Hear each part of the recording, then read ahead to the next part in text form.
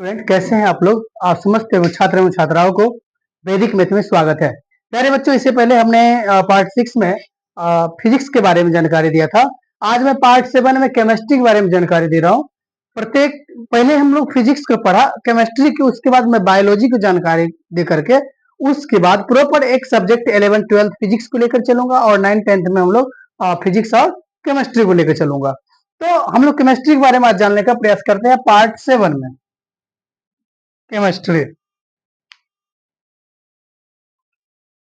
तो सबसे पहला प्रश्न उठता है, केमिस्ट्री क्या है? केमिस्ट्री क्या है?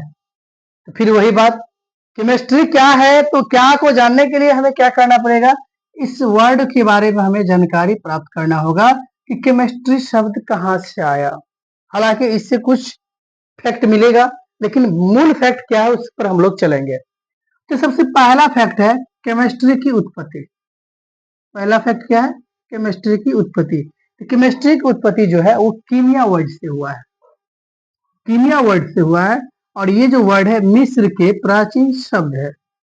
मिस्र के प्राचीन शब्द है कीमिया, और वहां के लोग कीमिया का अर्थ जो होता है, वहां के लोग इसे काला रंग कहते हैं। कीमिया का अर्थ ही होता है काला रंग, काला रंग।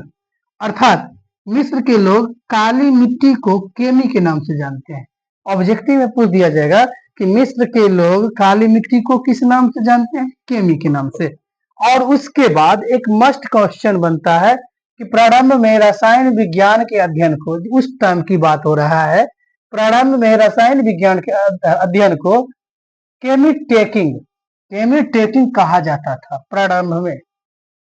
और इसके बाद हम लोग जानते हैं father of chemistry. Father of chemistry होता है जिनका नाम है एंटोनी लेवोजियर, जिसे रसायन विज्ञान का जनक कहा जाता है। अब आया परिभाषा की बात। तो याद रखिए, हम लोग एक सिंपल एग्जांपल देते हैं कि कोई भी चीज लेते हैं तो उसमें कहीं ना कहीं खामियां को देखते हैं, गुण को देखते हैं, उसकी रचना को देखते हैं, तब वो चीज लेना पसंद करते हैं। तो इसका एक अलग संबंध है, इससे कोई लेना देना नहीं है, लेकिन समझने के लिए हम बता दें कि मान लीजिए परिभाषा इसका जो है, परिभाषा क्या है विज्ञान की वह शाखा जिसके अंतर्गत पदार्थ, कोई पदार्थ है, हम लोग उसके गुण के बारे में, संगठन के बारे में, संरचना के बारे में और उसमें होने वाली परिवर्तनों के बारे में अध्ययन करते हैं, उसी को हम लोग क्या कहते हैं? केमिस्ट्री कहते हैं। मतलब कोई भी चीज हो, कोई पदार्थ हो, उसके गुण, संरचना, उसमें होने वाले परिवर्तन इत्यादि के बारे में हम लोग विस्तार पूर्वक अध्ययन करेंगे, उसी को हम लोग क्या कहते हैं? केमिस्ट्री कहते हैं। और केमिस्ट्री का जो इंग्लिश डेफिनेशन होता है, chemistry is the scientific study. Chemistry is the scientific study of matter. किसका? मैटर यानी पदार्थ, इट्स प्रॉपर्टीज यानी इनके गुण, हाउ इट चेंज, इसमें कैसे परिवर्तन होता है या होने वाले परिवर्तन इत्यादि के बारे में हम लोग स्टडीज करते हैं, उसी को हम लोग क्या कहते हैं? केमिस्ट्री कहते हैं। तो प्यारे बच्चों, आज की पार्ट 7 में आप लोग की जानकारी मिली केमिस्ट्री क्या है। तो मैंने बताया केमिस्ट्री के बारे में बताया, इसकी उत्पत्ति बताया, इसका मतलब मिस्र के लोग क्या कहते हैं इसे।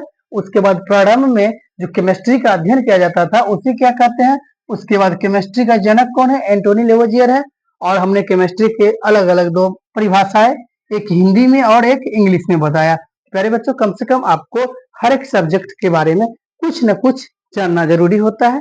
आप केमिस्ट्री के स्टूडेंट हो या फिजिक्स के स्टूडेंट हो या बायोलॉजी के स्टूडेंट हो, सब्जेक्ट से संबंधित बात को जानकारी जरूर रखना चाहिए।